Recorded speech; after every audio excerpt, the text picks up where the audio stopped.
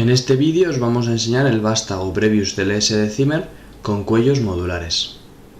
Esta es la primera caja.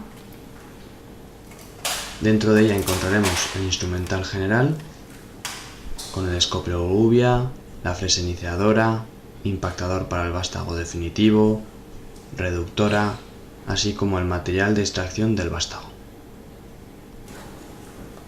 Esta es la segunda caja, es la caja de las raspas, de menor a mayor, y debajo encontraremos los mangos para las raspas con y sin offset. Estas son las cajas de los cuellos modulares. Hay 3 cajas: retroversión, anteversión y cuellos neutros. En cada una de ellas encontraremos 20 tipos diferentes de cuellos y cabezas de prueba.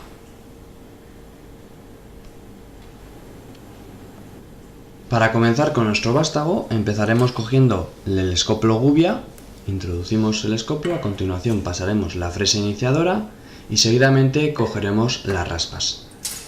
En este caso, la iniciadora es 0 y la siguiente ya es el número 5. Cogemos el mango más apropiado para nuestra cadera, abrimos el mango, introducimos la fresa y lo cerramos. Se podría impactar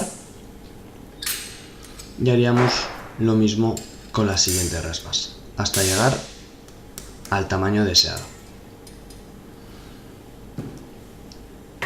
Este es un vástago Brevius definitivo.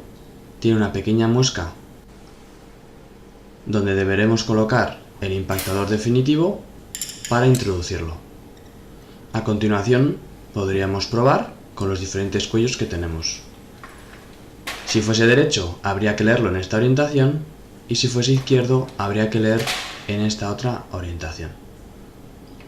En este caso vamos a decir que es derecho, así que colocamos mirando siempre hacia el lado derecho, cogeremos un cuello neutro, se coloca y a continuación podríamos probar con la cabeza de prueba.